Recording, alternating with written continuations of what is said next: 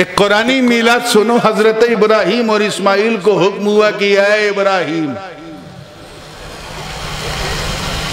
پہلے میرا گھر بناؤ۔ ہم لوگ کیا کرتے ہیں، پہلے اپنا گھر بناتے ہیں پھر اللہ کا گھر، اور اپنے گھر میں اگر وائٹ ماربل ہے تو اس میں ٹائل سے کام چلا لیتے ہیں۔ خلت خلیل پہ میرے ماں باپ قربان، خود جو ہے گفا میں رہ رہے ہیں فیملی کے ساتھ، اور اپنے رب کا گھر بنانے لگے۔ اللہ پاک نے اس منظر کو یوں بیان کیا ہوا، اِذْ يَرْفَعُ إِبْرَاهِيمُ الْقَوَاعِدَ مِنَ الْبَيْتِ وَإِسْمَاعِيلُ وَإِذْ Remember the moment، اے محبوب یاد کرو۔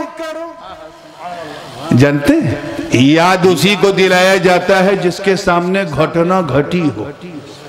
جیسے کوئی مجھے یاد دلائے، حضرت یاد کیجئے 3 سال پہلے خطاب آپ کا میلاد پہ، ہم نے کہا یاد ہے۔ 4 سال پہلے آپ نے شاہ، ہم نے کہا یاد ہے کیونکہ میں تھا۔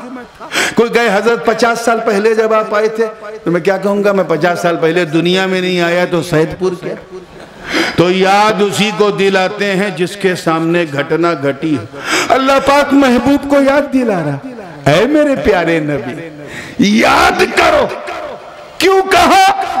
کیونکہ اللہ تعالیٰ بتا رہا ہے کہ میرا محبوب دیکھ رہا تھا، وہ دور سے نہیں نور سے دیکھ رہا تھا۔ یاد کرو جب تمہارے 2 دادا ابراہیم و اسماعیل کعبے کے در و دیوار کو بلند کر رہے تھے۔ منظر یہ تھا کہ جب کعبہ بلند ہو رہا تھا تو مغرب کی جانب، پشچم کی جانب، یعنی مغرب جدھر سورج ڈوبتا ہے اس جانب ایک چبوترا چھوٹا سا جسے ہم مقام ابراہیم کہتے ہیں، وہاں پہ ابراہیم کھڑے تھے اور ڈائریکشن دے رہے تھے۔ اور کعبہ بنانے والے مزدور نہیں بلکہ بڑے بڑے حضور تھے، ملائے اعلیٰ کے قدسی فرشتے، جنات، موکلین تھے۔ حضرت اسماعیل بھی اپنے ننھے ننھے ہاتھوں سے پتھر اٹھا اٹھا کے دے رہے تھے، اور ابراہیم پتھر پہ کھڑے ہو کے ڈائریکشن دے رہے تھے۔ واقعہ کیا ہے؟ تمام مفسرین نے اپنی کتاب میں قرآن کی اس آیت کی تفسیر میں لکھا کہ جیسے جیسے کعبہ اٹھتا جا رہا تھا ویسے ویسے وہ جگہ بھی اٹھ رہی تھی جس پہ ابراہیم کھڑے تھے۔ مطلب کیا ہے؟ گویا رب یہ فرما رہا ہو کہ اے ابراہیم تو میرا گھر اٹھا، میں تیرا در اٹھاؤں گا۔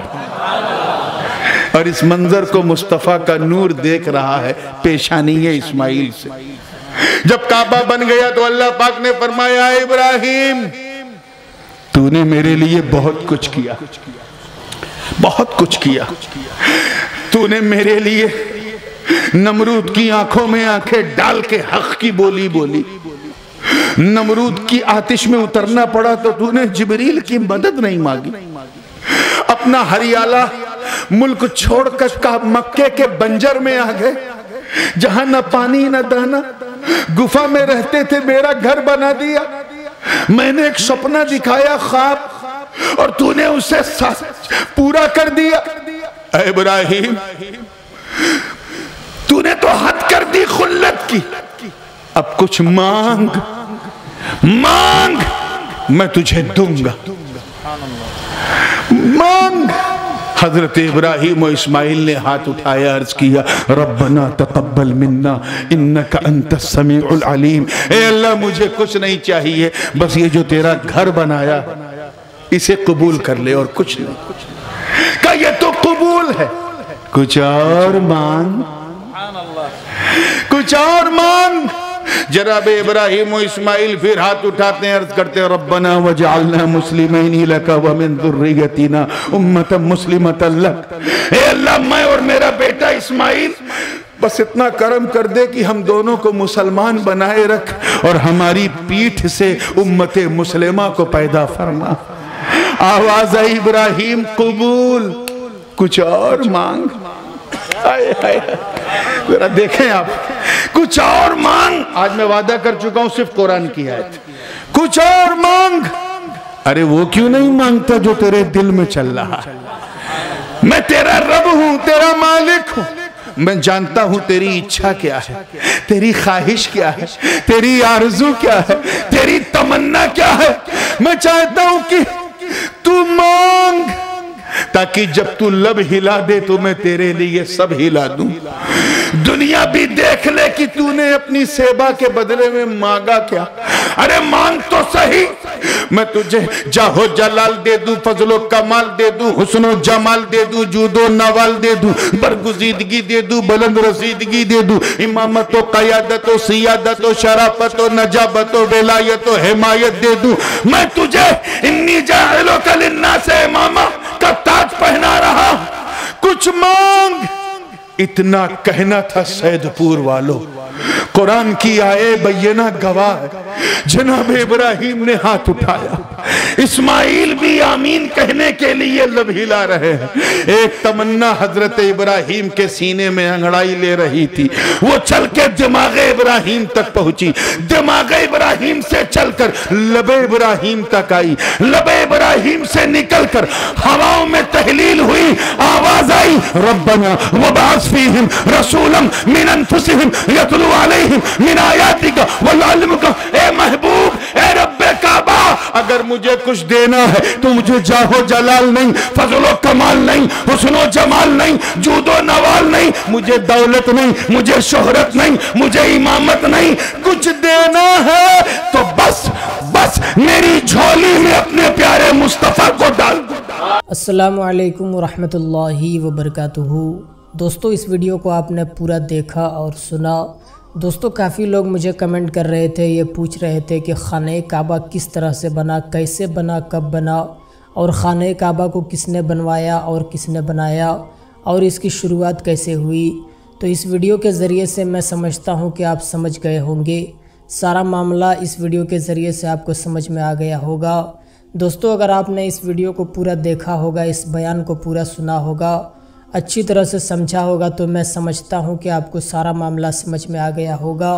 क्योंकि सैयद नूरानी मियाँ साहब ने कुरान और हदीस की रोशनी में ये समझाया कि खाने काबा को किसने बनाया, किस तरह से बनाया, और खाने काबा को कब बनाया गया और किन चीज़ों से बनाया गया। इस वीडियो के ज़रिए से पूरा मामला आपको समझ में आ गया होगा। दोस्तों, खाने काबा बड़ी मुक़द्दस और असीम और पाकीज़ा जगह है। हर कोई उस जगह पर पहुँच नहीं पाता। हर इंसान के दिल में ये ख्वाहिश होती है कि या इलाही दिखला दे वो मदीना कैसी बस्ती है जहाँ दिन रात मौला तेरी रहमत बरसती है। दोस्तों, वो जगह बड़ी मुक़द्दस और असीम जगह है। उस जगह पर हमेशा रहमत की बारिश होती है। तो दोस्तों, हर इंसान के दिल में ये ख्वाहिश होती है कि मैं मक्का मदीना की ज़ियारत करूं, लेकिन सबकी ख्वाहिश पूरी नहीं होती। किसी के पास तो इतना पैसा नहीं होता कि वो मक्का मदीना की ज़ियारत करे, हज करे या उम्रा करे। और अगर किसी के पास अच्छा खासा पैसा भी होता है, लेकिन वो शख्स उस मकाम पर पहुंच नहीं पाता, क्योंकि उस मकाम पर वही पहुंच पाता है जिसको बुलावा आता है। कई लोग तो ऐसे हैं जो निकलते हैं खाने काबा के लिए और रास्ते ही में उनका इंतकाल हो जाता है। तो दोस्तों, वो जगह बड़ी मुक़द्दस, पाक और असीम जगह है। और दोस्तों, हज करना उन लोगों पर फ़र्ज़ है जो साहिब निसाब हैं, जिनको अल्लाह तबारक व तआला ने माल और दौलत से नवाजा है। तमाम लोगों पर हज फ़र्ज़ नहीं होता। दोस्तों, इस्लाम की बुनियाद 5 चीज़ों पर है। तौहीद यानी अल्लाह को एक मानना, नंबर 2 नमाज, नंबर 3 रोज़ा, नंबर 4 हज, नंबर 5 ज़कात। तो दोस्तों, हज करना भी फ़र्ज़ है मुसलमानों पर, लेकिन उन लोगों पर फ़र्ज़ है जो साहिब निसाब हैं। जिस तरह से ज़कात भी मुसलमानों पर फ़र्ज़ है, लेकिन तमाम लोगों को ज़कात देने की ज़रूरत नहीं। जिनको अल्लाह ने साहिब निसाब बनाया है, जिनको अल्लाह तबारक व तआला ने माल और दौलत से नवाजा है, उन लोगों पर हज करना फ़र्ज़ है और उन लोगों को ज़कात देना फ़र्ज़ है। तो दोस्तों, अगर आप भी काफ़ी दिनों से आपके दिल में ये सोच है, ये तमन्ना है, दिली ख्वाहिश है कि मैं मक्का मदीना की ज़ियारत करूं, और आप जा नहीं पा रहे हैं, तो मैं आपसे कहता हूं कि आप कमेंट में अपना नाम ज़रूर लिखें। हम आपके लिए खुसूसी दुआ करेंगे इंशाअल्लाह। तो दोस्तों, मुझे उम्मीद है कि इस वीडियो के ज़रिए से आपने खाने काबा का पूरा इतिहास सुन लिया और आपको समझ में भी आ गया होगा, क्योंकि कुरान और हदीस की रोशनी में आपको बताया गया। तो दोस्तों, इस वीडियो पर आप अपनी क्या राय रखते हैं, हमें कमेंट के ज़रिए ज़रूर बताएं, और इस वीडियो को ज़्यादा से ज़्यादा अपने दोस्तों अहबाब तक शेयर करें। मिलते हैं दूसरी वीडियो में, तब तक के लिए खुदा हाफिज़।